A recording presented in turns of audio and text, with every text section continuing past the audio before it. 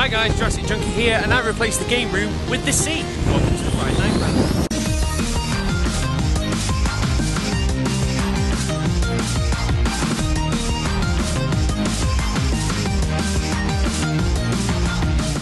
Hi guys, so the weekend is here, and as you just saw there, I was at the beach, which is probably not the best time to go to the beach when it's wet and windy, but still, I had a good time, got away, got some sea air, and while I was there I also got some beer. So, I picked up some Henry's IPA. I am a fan of IPA, so let's see what Henry's version of the IPA is. And once again I've come up here with that bottle opener, so bear with me. After a bit of persuasion, it's now open, so let's try it. Henry's IPA is good. Henry knows what he's doing. So I've got a few things to talk about this week, so I'm going to dive in straight away, and it's PlayStation 3. Now, first of all, I just want to say, the start of this rant is my opinion. I am really not enjoying the PlayStation 3. I enjoy the games. I think the games on the PlayStation 3 are awesome. As for the console, I think it's the worst console out of the three. Now, a lot of people are going to slap me for this, but I don't like the menus. I think they're horrible, basic and bland. Now, you might fire back and say the Wii's kind of like that, and I think that's fine, but the Wii's kind of forgivable because it's, in my eyes, the underdog and not that much about pushing things. And I don't know, it's just the PlayStation 3 just feels poor for the actual menu system. I don't like the shop, I don't like how all of it works, and especially when it comes to messaging people. When me and mate jumped onto the PlayStation 3, we couldn't even understand how to send messages to each other straight away. It just feels not as good as Xbox Live. Now, like I said, that's just my opinion, so don't shoot me down. You can moan as much as you want about the Xbox. That's absolutely fine. I just don't like the PlayStation 3 that much. But the thing that's really wound me up this week is this bad boy. Batman. Right, I've got Batman. And first of all, I got 3 DLCs for Catwoman. For some reason, they just chucked a handful of them in there. So I had activated the actual DLC on the PlayStation, went to go and play as Catwoman, and the first thing it comes up saying, "We've detected you've not got Catwoman. Would you like to buy it?" I was like, no.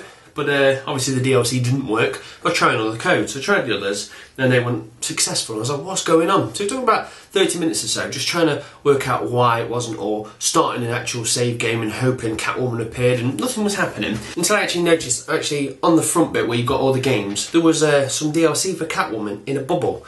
And I says, well, what's that? And looking enough, Dog in my Lens was on Skype, she says, that means you've not installed it.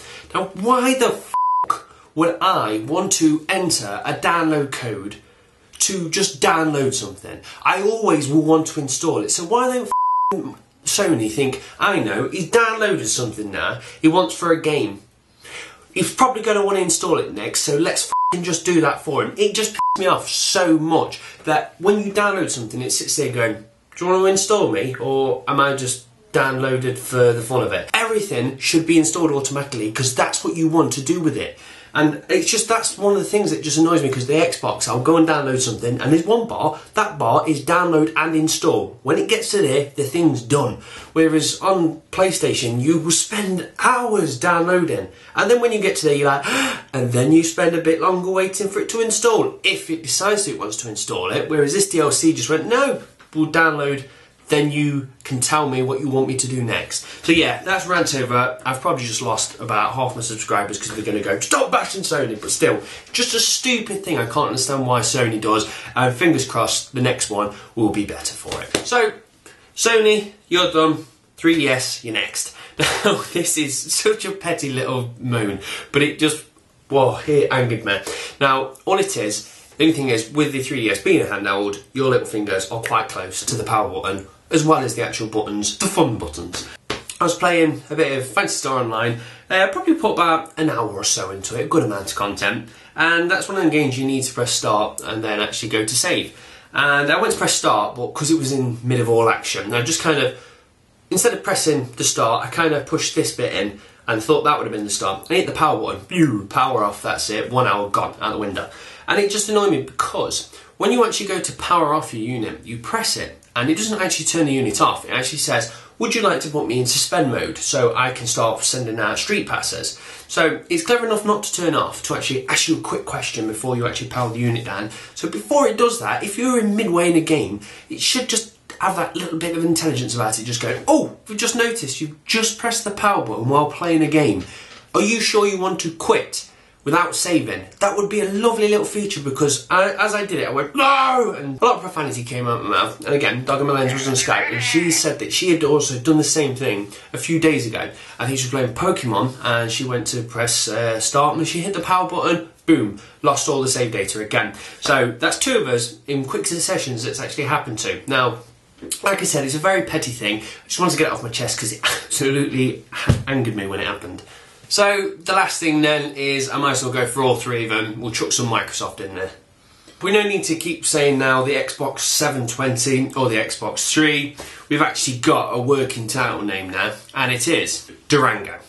Yes, Durango. So first of all, this isn't the finished product, it's just a working title. So what they'll say is, when it's coming up to E3, they'll be saying Durango information is going to be released, blah, blah, blah, blah, until they've actually got a solid name, and then it'll actually come out with it. So it's good that we've got something to actually work with, and then now we have a name to the face. Even though we have no face, don't know where that came from, but we have a name, and it's Durango, and it's terrible. I hate that name, but we've had bad ones in the past, like Dolphin and all the other ones, so yeah. Durango is the name of the Xbox. So then, let's not mess about. Let's get in some EA while I drink my IPA.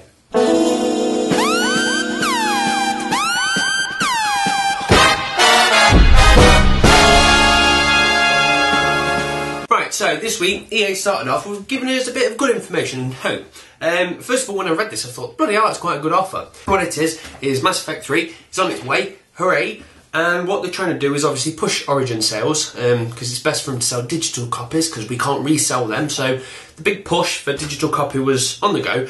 And to try and entice people in by buying Mass Effect, they decided to give Battlefield 3 away for free, which is absolutely an awesome offer. So what they said is, if you order it between February the 14th and March the 5th, if you order it in that period, you'll get a free Battlefield 3. So obviously, when I read that, I thought, that's awesome. I'm not going to buy it digitally anyway, but still, damn good offer.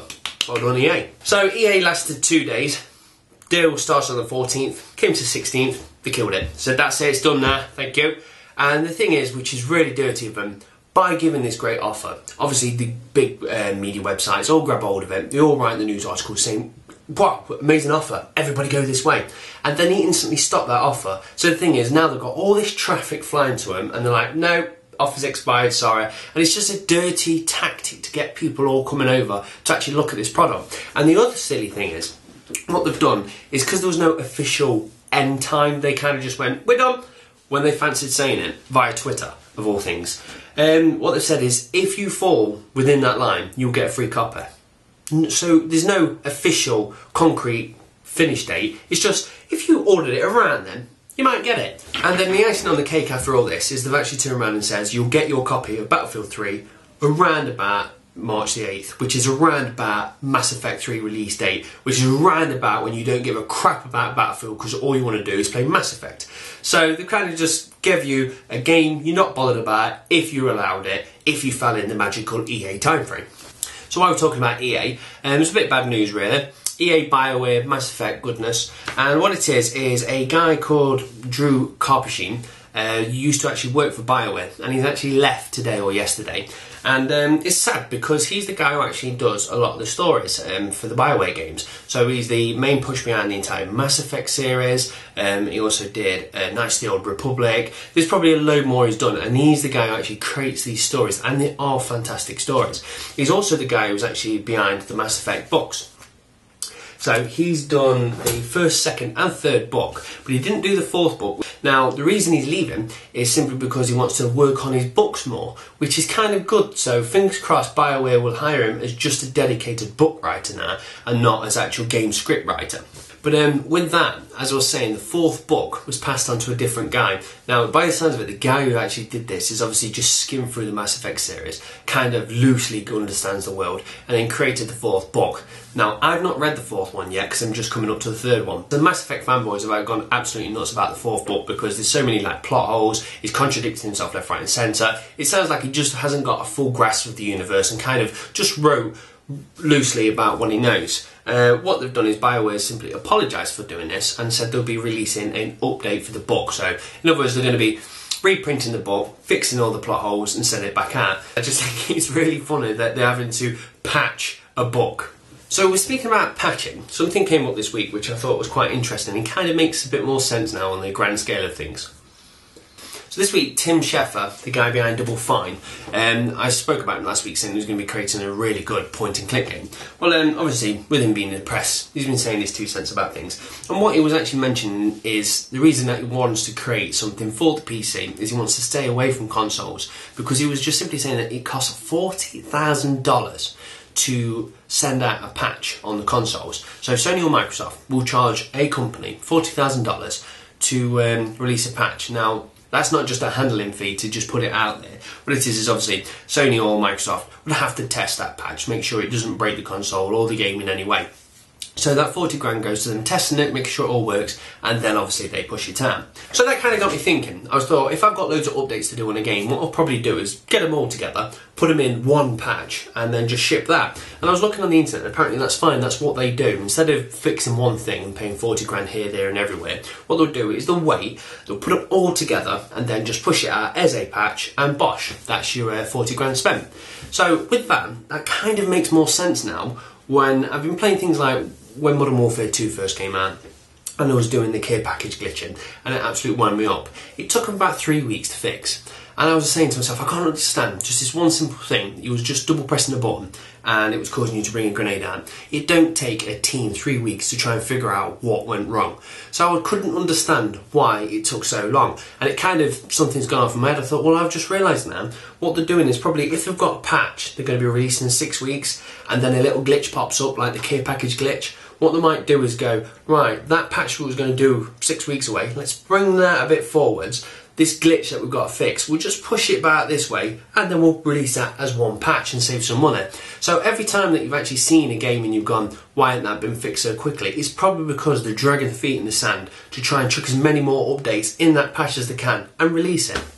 So that is exactly why Tim was saying he prefers to actually make something for the PC, so you haven't got to go through all this red tape and everything with Microsoft or Xbox or Nintendo, whoever it be. If you own the game, you can push the updates out willy-nilly whenever you want when it's on the PC. So you're saying that's why such things as like Minecraft are so successful. So while we're talking about Minecraft, see, that was done seamlessly straight from one topic to another. Minecraft. Mojang, which are the company behind Minecraft, are doing something really, really cool. Mojang, first of all, have obviously made Minecraft and they're also making several other games, so fingers, pies, plenty.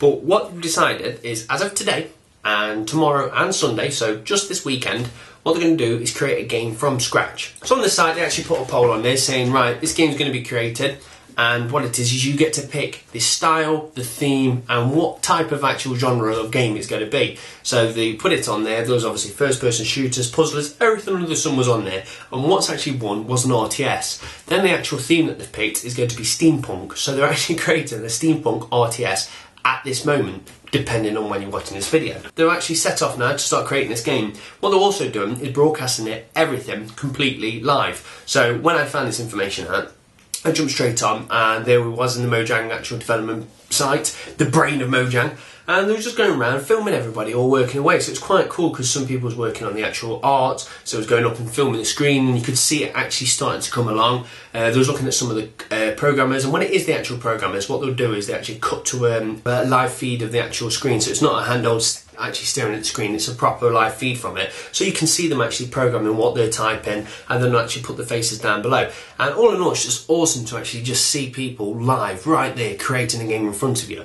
Now the entire reason behind this is because what they're going to do is do it all for charity, and they've says once the game is going to be released, which is going to be in the next 2 days, you can actually pay what you want for it. So there's some preset standards like $25 to $100, but there's also other, you can go on there and just put $1 on there if you want, and once you actually go to give the money, there's 4 different charities, and you can even pick what percentage goes to what charity. So this is a completely customization thing. So you've picked what game it is, you pick the theme, you even pick the charity that money goes to. So what I'll do is I'll actually put the link down below, and fingers crossed if you watch this video within the 2-day time frame, you'll be able to tune in and actually see it. But the weird thing is, nothing against the Mojang crew, but 2 people I watched the stream for about 10 minutes. 2 people on there blatant murderer face, pedo face, whatever it is. It's just a weirdo face. And then I don't know what the guy's face is behind the camera, but he was kind of going around filming everybody.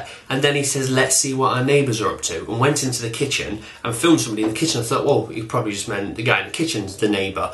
And then he opened the blinds and actually filmed the neighbours. So across the road there was actually 2 girls surfing the internet, and he films them. I'm like, you've got 10,000 people watching your live stream at the moment, and you're just being a peeping Tom with a live feed. Like, what happens if she actually just, I don't know, got something out on a live feed? It's like, you've already got done for the M-word being dropped in your game, and now you're peeping Tom live. Don't get me wrong, I absolutely love to work at that place, but yeah, 2 guys look like pedos, and they're filming people through the window. From one seamless straight in there to Minecraft, charity, seamlessly into another charity conversation. So what I want to do is just try and send a YouTuber some traffic, and he's by the name of Julian Hill. What it is, he had a daughter, and first of all, I will actually continue the story by saying still has a daughter. That sounded worse before I even started. And what he found out is his daughter had a rare heart condition. Now, thanks to Great Ormond Street Hospital, he's now got a healthy, beautiful daughter. And what he wanted to do is, obviously, he wanted to give a thank you back to Great Ormond Street. What he wanted to do is something gaming related for charity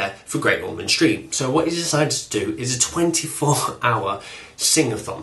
What he's going to do is actually get Sing It, and he's going to be singing on Sing It for 24 hours. Now, probably most people actually just pay him to get away from him while he's doing this for the 24 hours. But nonetheless, he's decided to do it. It's ambitious. And like I said, it's for a great cause, and it's going to be helping our children. So this entire thing's going to be kicking off around about April, I think it was, April 13th, but I could be wrong about the date. What I'll do is I'll put the link down below to Julian's actual page and also the charity page. And if you can donate any money to it, that'd be absolutely awesome. So that's it, guys. What I'm going to do now is leave you with a question of the week. So along the lines of the 3DS, me losing my save data, what's the worst save you've ever lost? Now, I've done it a few times. First of all, Joe's managed to actually overwrite one of my Professor Layton saves, which just broke me, and to the point where I never went back and played the game again because I cannot be asked to go through all the puzzles once again. I kind of got revenge on her when she was playing Oblivion because I was going through just deleting some of the old save games and accidentally caught her save game and sent her back about 10 hours or so. So that kind of broke her. And apart from that, I don't think I've ever done any mass losses of actual save games, but I know it's going to be a fun topic to talk about. So what's the worst actual save game have you ever lost? So thanks for watching, guys. Cheers. Bye. Don't know why I always say bye quietly. Bye. Thanks for watching.